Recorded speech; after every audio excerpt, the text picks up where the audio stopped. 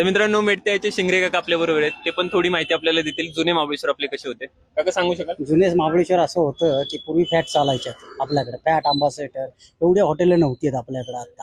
आता भरपूर हॉटेल झालेत आपल्याकडे. पूर्वीची महाबळेश्वरला कमी होती आणि आता जे आजूबाजूला जे हॉटेल झालेत नाही त्याच्यामुळे महाबळेश्वरमध्ये लय फरक पडलेला आहे.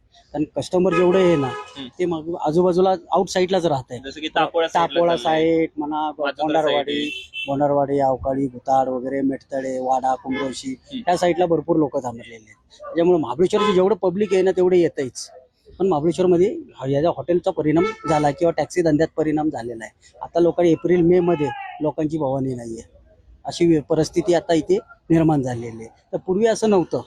92-93 मध्ये एक टॅक्सी दिसायची नाही. संपूर्ण टॅक्सी म्हणजे पूर्वी सगळ्या गाड्या मध्ये चालायच्यात व्यवस्थित. महाबळेश्वर दर्शनला बस आता 2-2, 3-3 सोडतात. स्थानिक लोकांनी काय करायचं हा प्रश्न आहे ना. कारण आता लोकल हा जो धंदा आहे, हा बिझनेस, टॅक्सीवाल्यांचा जो बिझनेस आहे हा सगळा म्हणजे हातापोटावरतीच आहे. सीझन बाय सीझन धंदा आहे. 4 पावसाळा आल्यानंतर कोणी काही धंदा तर मिळतच, बंदच, टोटल बंदच राहतो. त्याच्यामुळे आता हे धंदा असा विस्कळीत झालेला आहे. निसर्गाचं तुम्हाला काय वाटतं? म्हणजे निसर्ग आपली संपत्ती कमी झाली, संपत्ती कमीच झालेली आहे आता जे जंगल वगैरे ना सगळं कमीच झालेलं आहे महाबळेश्वरमध्ये. पूर्वीसारखं जंगल राहिलेलं नाहीये.